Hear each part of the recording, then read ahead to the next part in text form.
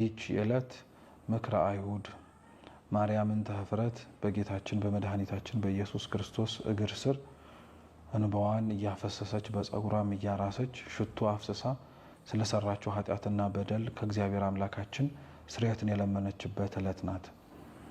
ዕለተ ረቡዕ ምክረ አይሁድ የሚባልባት ዕለት ላይ በዚህች ዕለት ጌታችን መድኃኒታችን ኢየሱስ ክርስቶስ ተላልፎ ስለመሰጠቱ ቁርጥ ውሳኔ ከአይሁድ ሸንጎ የወጣበት ዕለት ናት። ይቺ ቀን እውነት ከሌሎቹ ዕለታት በበለጠ መልኩ ከስቅለት ደግሞ ባነሰ የምታስፈራ የምታስጨንቅ ዕለት ናት። ይቺ ዕለት የሰማይ መላእክትን ሰብስቦ የሰው ልጆችን ላድናቸው ወድጃለሁ መርጫለሁ ብሎ አትፍጠረው ብለው ሲናገሩ፣ ነገር ግን በእመቤታችን በኩል እንደሚያድነው ቃል የገባለትን የሰው ልጆችን በላይ በሰማያት ቅዱሳን መላእክቱን ትቶ የወረደውን ጌታችን ኢየሱስ ክርስቶስን የፈጠራቸው የሰው ልጆች ተሰብስበው እንስቀለው ብለው የወሰኑበት ነው።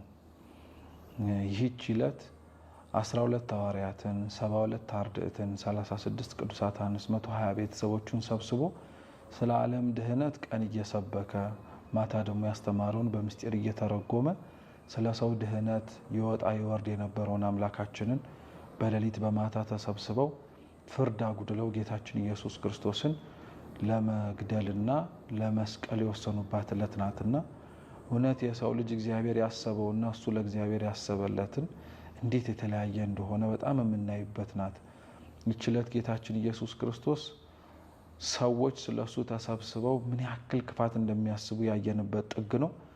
እግዚአብሔር ደግሞ በአንጻሩ ሰዎች ላሰቡት ክፋት ሊያርቅበት የሚችለውን የፍቅሩን ጥግ ያሳየበት ሳምንት ነው።